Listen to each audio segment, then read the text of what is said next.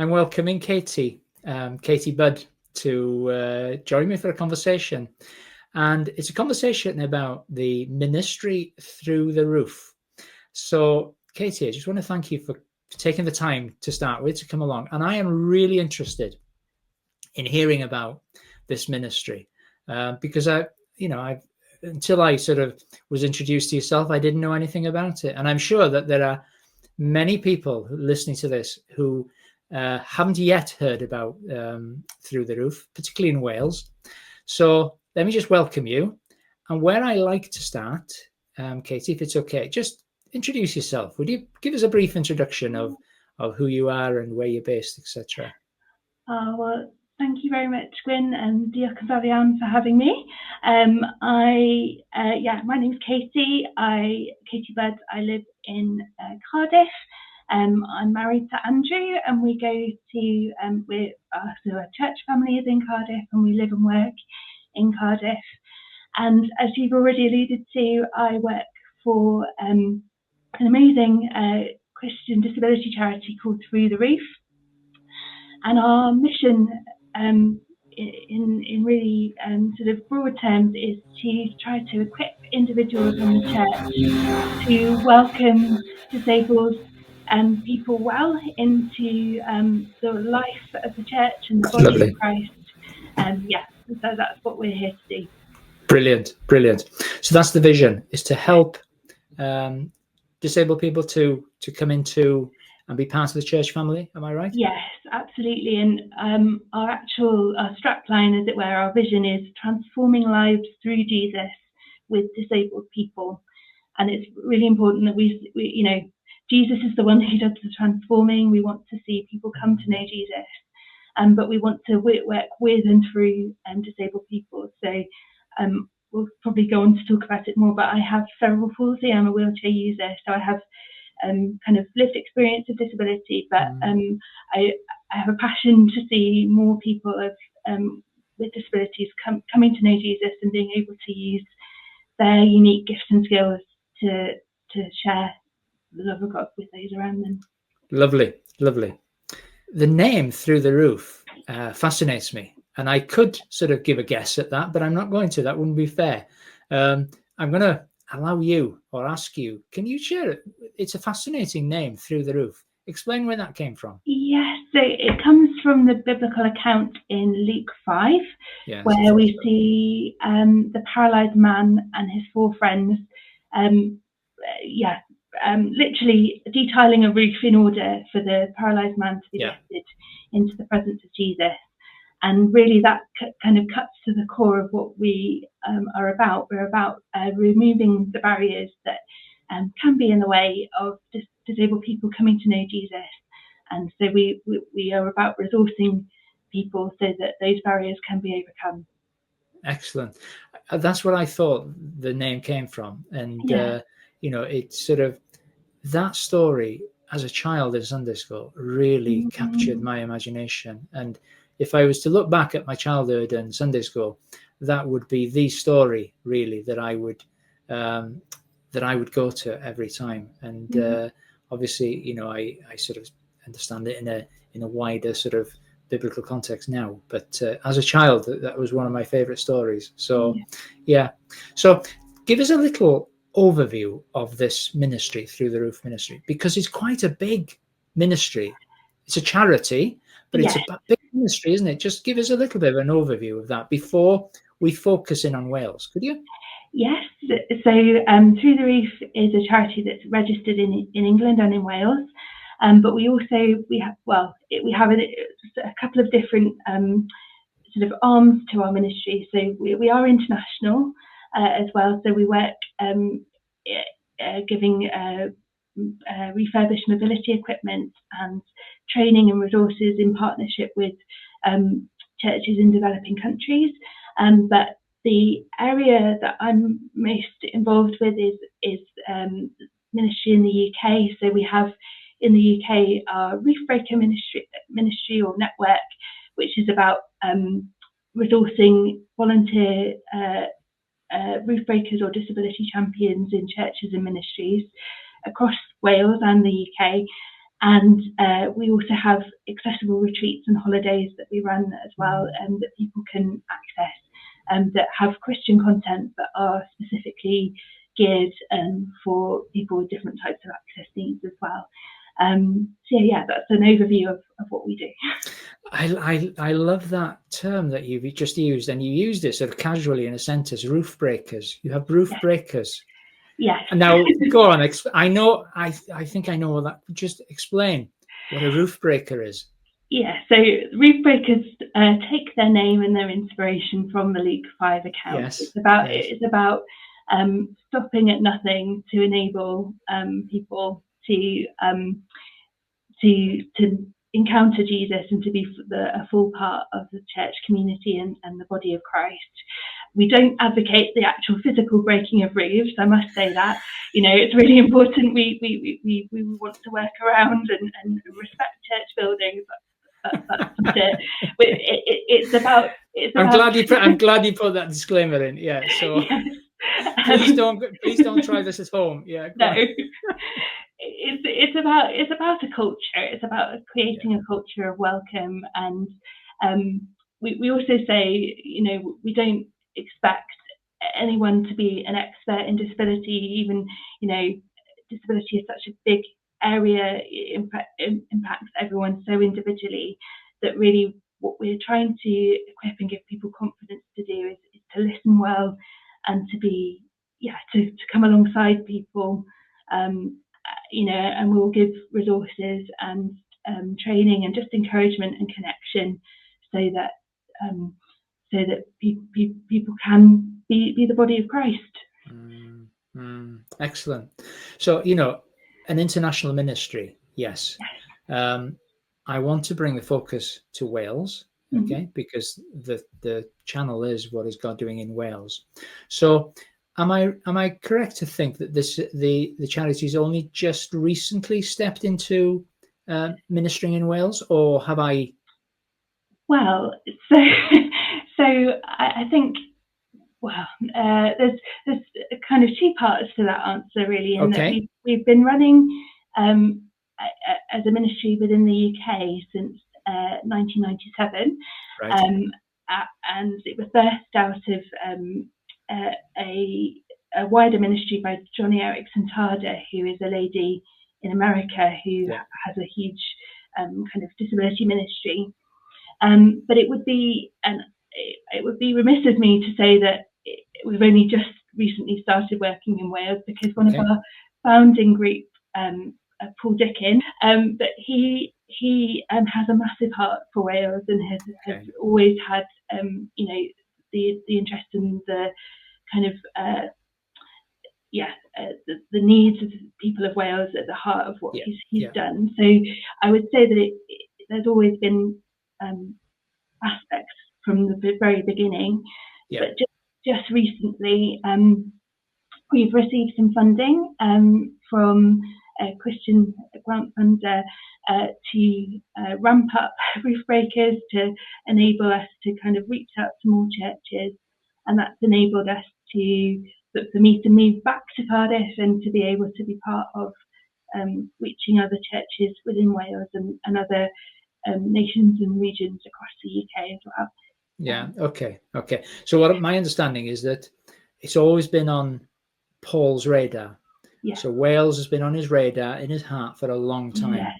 But you're moving into a phase now where that heart and that vision is actually being boots on the ground sort of thing, and things are starting to develop. Yes. Okay. Absolutely. Okay. Yeah.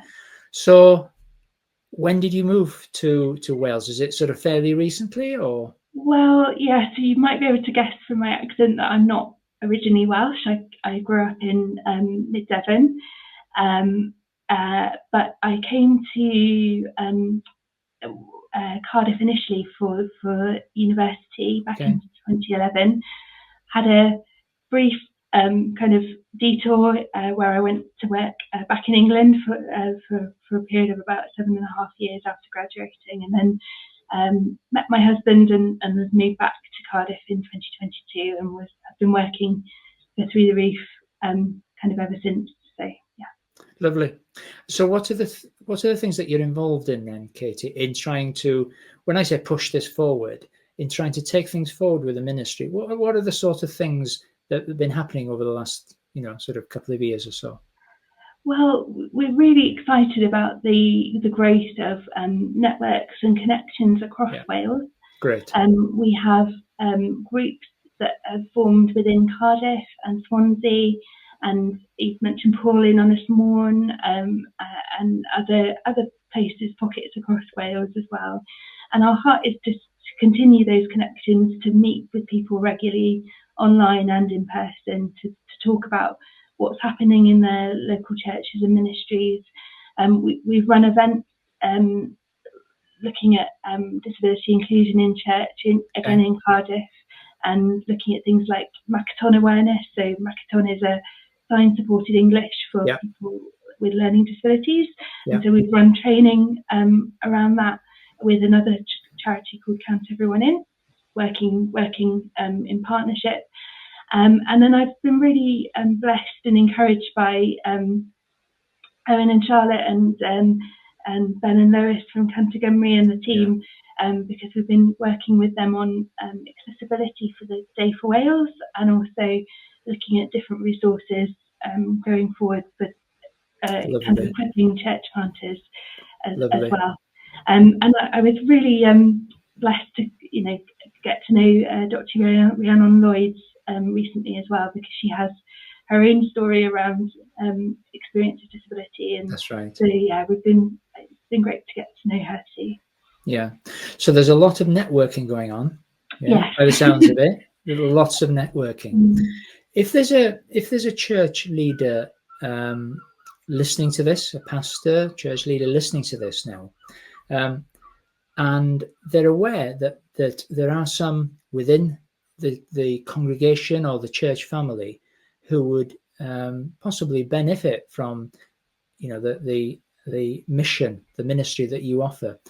In what ways can you help churches throughout Wales? Well, we have a range of different resources on our website, which it's www.throughtheRoof.org. But we also run bespoke online disability awareness workshops, and that's really about starting a conversation about disability inclusion in a Christian context. Brilliant. And I think it's really important at this point to say that we really want to say, regardless of how you come to this, we want to say that disability inclusion is a journey. We talk it Through the Roof about the ABC, so access, belonging and commission, and the fact that everyone is learning. So regardless of what your experience of disability is, because it is so individual and because it impacts people so differently, there's always more to learn. And so our kind of way of coming alongside, hopefully, is to encourage and to start and continue a conversation. So we run workshops. We have the Roof Breaker networks, which meet either online or in person, and that's more kind of peer support with people who perhaps connect alongside areas of particular interest within disability. It might be that they have an experience of it, or they might have for example, they want to group together adults with learning disabilities in their congregation, and they want to connect with others who do that. Or we're going to be working with a charity that provides support to people living with dementia and those kinds of things. So we're wanting to resource people in the best way that we can, and very open to have conversations with people as needs arise as well. Would I be right? Let me just try and communicate what's going through my mind, in that often churches will feel a sense of responsibility in making sure that there is the aspect of accessibility to church is purely practical with ramp or whatever, okay? And sometimes they will sit back and think, okay, we've done our duty as far as making it accessible for disabled people to come into the church. But what you're talking about is making it accessible. This is what I think you're talking about. You're making it accessible for disabled people to enter the life of the church, not just to enter the physical building. Oh, I'm here now, and but to actually enter the life of the church, what's going on, and being part of that church family. Have I captured it? Absolutely, you have, and that is really the kind of the journey that we see a lot of people go on as we talk to people, is that we start with access, and that access is really important. Physical access is, it's important to anticipate. We have an anticipatory duty to make sure that some things are in place physically, but it is about that. More than that, it's about discipleship. It's about feeling known as well as welcomed, and then beyond that, how are we actually enabling everybody to be part of the Great Commission, because we all have a part to play in the Great Commission. And so particularly, personally and from an organisation point of view, I get really excited about the ability to kind of share the gifts and skills of people that I see around me, and because that's something that Through the Roof did for me. And I want to see, other people have that experience as well. And I also have, if you'll indulge me in a story, I have a story that is relevant to belonging. And it actually relates to my experience as a student in Cardiff. So I was really blessed to be part of student work run by Charlotte and Owen Cotton at Rabina Baptist Church, and this kind of idea of what it was to belong came to life to me as a student, because we went on a student weekend away to the Gower Peninsula, and it was a beautiful retreat centre but we very quickly realised that the beach wasn't actually wheelchair accessible, and I'm a wheelchair user. And so they decided that they would commandeer a wheelbarrow from the centre managers, and I was duly kind of pushed over the sand dunes in order to take part in the beach games. But that was a really, it might be a slightly strange example, but it was a really visceral example of what it meant to be, to belong, to people not stopping anything to enable me to be part of things. And part of their life. Lovely. And sorry, go on. I want to, I know Owen and Charlotte have been involved in this podcast, so I want to say thank you, because it's been a huge impetus into what I'm doing now. Wow. That's such a powerful story, but an image of what you were trying to do as a mission, because you've experienced it firsthand. And bless Owen and Charlotte for doing that so many years ago. Yes. That would be, years later, to highlight this. So, I want to thank you, Katie, because I've seen it now. I hadn't seen it until this interview, but I've seen it now, that this is about more than just making the building accessible. It's making it accessible disabled people into the life of the church. And so, on the back of that, I don't know if the correct word is to appeal, or I would appeal to church leaders, to pastors, to really think about this now, and to take things further than the practical accessibility of disabled people into church, but to actually, I'm sure there are some already doing this extremely well in an excellent manner, but for those who haven't yet grasped this vision of enabling disabled people to access the life that's in the church, please get in touch with these guys. Get in touch with these guys because they know what it's about. So, am I okay to say that, Katie? Absolutely, thank you. Yeah. And we also realise that one of my big passions is to get more of our resources in Welsh as well.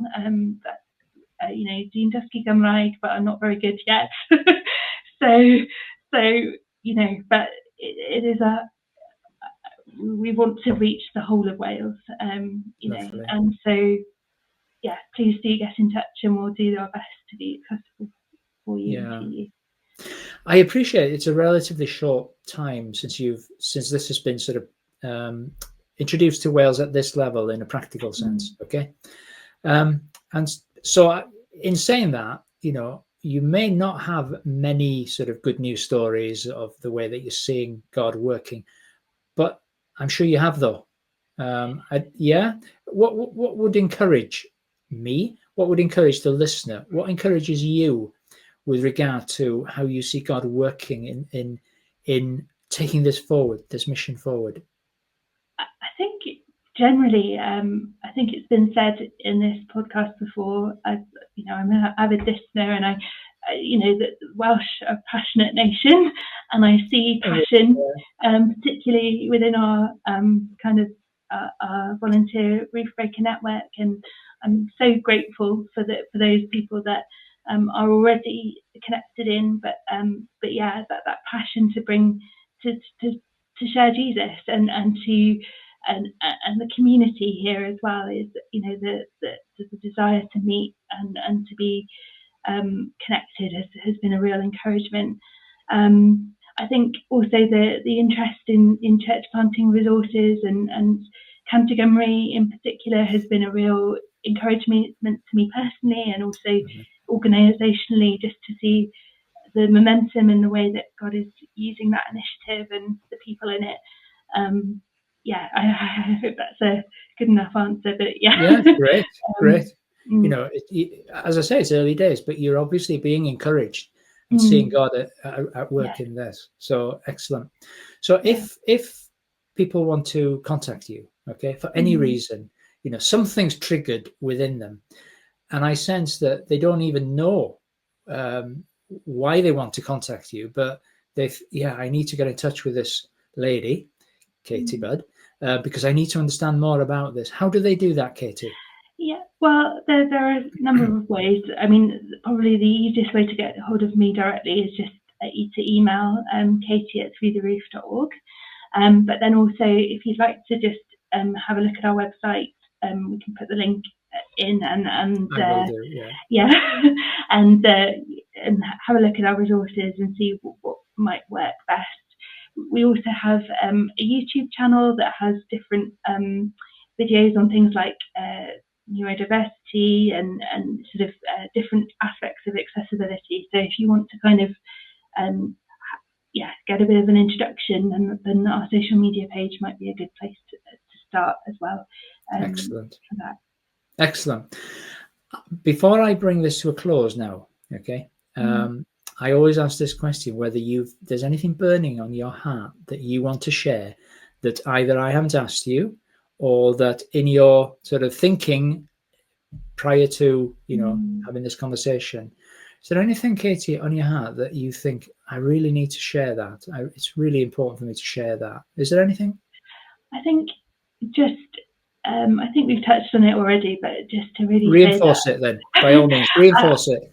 I think we all have a part to play in the body of Christ, and wherever we come. And I know that disability inclusion can feel like a large, a large undertaking, but we want to journey with people. We want to look and celebrate the small things and journey with people as they go through.